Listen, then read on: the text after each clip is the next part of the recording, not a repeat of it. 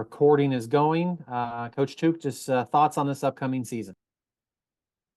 Well, considering my comments last year didn't age well, I'm going to start this by saying this is the worst roster I've ever had since I've been the head coach at SEMO. I'm looking forward to this season. There's a lot of excitement every year. Certainly when you underachieve and you feel like you didn't coach as well as you could have, you're looking forward to seeing if you can rebound. And so I'm certainly looking forward to that. The schedule's exciting, getting to open up college football and a kickoff classic's fun. Opening up at home against UT Martin. So there's just a lot of great, exciting things on our roster, and we've been working hard and getting prepared. Thanks, Coach. I'm going to go in order. I'm going to leave Tony plenty of time. I know he's got questions. I'm going to go Dan, Luke, and then Tony. So Dan, Prairie State Pigskin, if you want to go first for Coach Tuke with your question. Hi, Coach Tuke. Good to see you again. Same here. Western Illinois has joined the league, and I just want to get your thoughts on adding them as a member. I mean, I don't have an opinion. 2 years ago, I gave up on this whole expansion, the OVC and the Big South. Appreciate your time. You bet. And we also have, we'll go Luke Randall and Jake and Tony. So Luke, go ahead. Coach, two quick questions. Obviously, last year, tons of injuries rocked the squad. Paxton obviously going out against Tennessee Tech. When you have an injury crisis like that, I know you can't control it, but are there things that you can do in like practice and training, lifting? Are there things that you can do to try and cut that down or mitigate it at least? Oh, absolutely. I don't believe in luck. I don't believe in things just happening. I believe there's always things you can do better. Number one, how about we just protect him better? If he doesn't get hit as much, that's going to help him stay healthy. So, but there's 1,000 things that we're looking to try to get better at from the off season, the strength and conditioning and all those type of things, and O-line play and stuff like that. But certainly we have several stars, and we're going to be a lot better team if we could keep them healthy. And you kind of touched on it, but you're going into week 0. Obviously, that's a week less to prepare. Does that do you have to rush anything, going into that being the first FCS game, or do you kind of just take your time as normal? Well, we get the same amount of time. And so we get to start fall camp a week before everybody else. And so it kind of rushes. My director of football operations may quit because we had to get our gear. We had to get all these stuff a week earlier. And so he's scrambling. There are some class conflicts that are normally over. Now they're a problem first 10 days of fall camp, but really it's pretty minimal. And more than anything, it's just a lot of excitement about getting to be on ESPN at 6 p.m. on a Saturday. That's a tremendous opportunity to show off this university in our region. Let's go to Tony from the Southeast Missourian next. Go ahead, Tony. I always struggle with the mute for some reason. I'll start with Bryce Norman. He was tapped this is a preseason award, right? Defensive Player of the Year. Yes. Yeah. We just talk about the journey that you had from Norman being recruited locally to be now one of your top players and now the top defensive player of the conference. I think he'll tell you he's kind of Mr. SEMO. His dad and lots of relatives went to SEMO. And he loves everything about it. He is a great football player, a great teammate, and it's hard to believe this is year 4 and this will be the last year with him. Feels like he just got here. But I'm going to try to soak up him and several of these seniors that this will be the last time I get to be their coach. Speaking of seniors, with Paxton DeLorme coming back as a third-year starter, how much has he developed as a leader of this team, and how much he developed tangibly as a quarterback? Once you get good, it's hard to get better.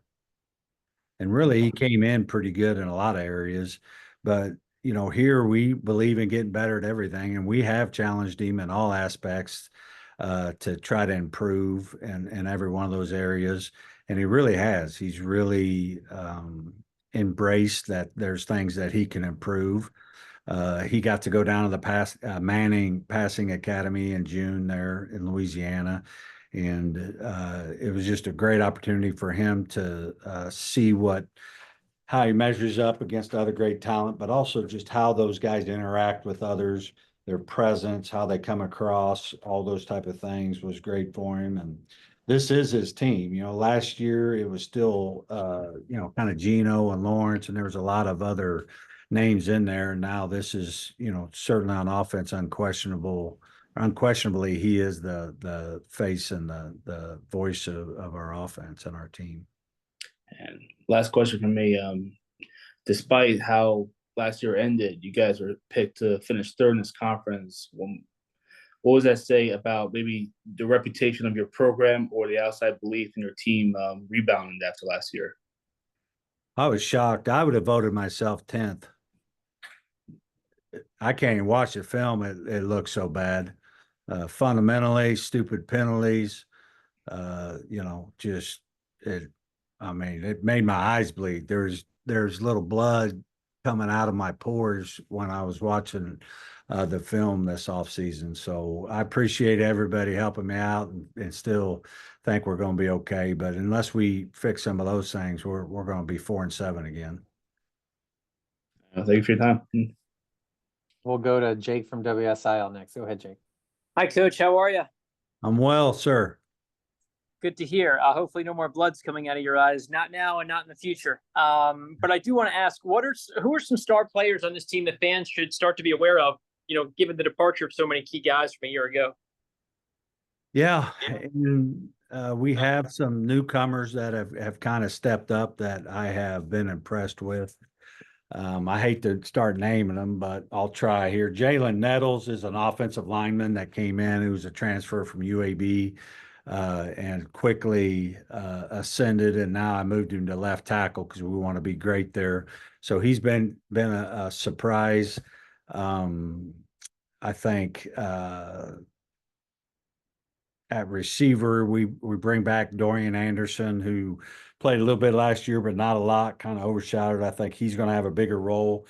Tristan Smith was a junior college kid out of Hutch that has been really impressive. He's another 6'5" type guy coming in.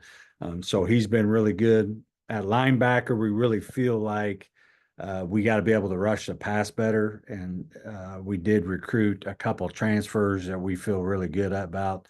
Casey McCoy was a outside linebacker for Trinity Valley, and Zaire Thornton, an outside linebacker from New Mexico State, has really come in and turned some heads. We got to be better in the pass defense. And so a couple of junior college and 4-year transfers have come in and are already repping in the 2 deep. Justin Johnson was a starter for Murray State, and then Adrian Peterson was a corner out of Coffeyville that been here since January, and all those guys have done really well. I know you guys have been practicing hard, but right now, would you say the offense is in front of the defense, or the defense is ahead of the offense? Offense is significantly ahead of the defense. Got a lot of new coaches, a lot of new faces on defense, and so it may take us a little bit to just understand what our players are really good at and emphasizing that. I still feel like we're going to have a top 1-2 defense. It's not that. It's just putting it all together may take us a little bit. Offensively, we already knew our personnel pretty good. Our O-line's doing really well, so we don't have to change kind of some of the schemes that we've had. So I feel like they're going to be able to start pretty strong. And, I know just a question or two ago, it was mentioned about Paxton, taking on more of a leadership role, going to that Manning Academy over the summer. You mentioned it's his team now. What do you want to see from him as he enters this season? I just want him to be Paxton. Paxton's all we need, and that's all he needs to worry about. Enjoy the ride. This is his last college season, all those type of things. And he doesn't need to, put the whole offense on his back. He's got some great playmakers. We're going to be good in the run game, and so all we need from him is just to be him. Thanks for the time, Coach. You bet. Let's go Adam Wells, WPSD. Hey, Coach, you're heading into your 11th year with SEMO. Have you or have you had to change your approach to getting a team ready for a season in that time, especially coming off the season like you did last year? Yeah, I mean that's an interesting question because that's what I would say my mistake was last year. My mistake last year was I changed in how I prepared my team because of the roster that I had. And basically, I was fearful that I was going to get a player hurt. And so I changed the way we prepared, and you could tell. I think there is some things that need to be adjusted year in and year out, depending on your team. But what I've learned again is it takes what it takes. Like you want to be a good football team, it's going to take XYZ, and you got to figure out how to be good at XYZ. And so, it's the one thing you can't cheat. There's one way to get good at football, and you got to go outside and practice until you get good at it. And that's exactly what we're going to do this year. Thanks, Coach. I appreciate it. Yeah, you bet. We got 2 or 3 more minutes with the coach. If anybody has a follow-up question for him, please let me know down in the chat.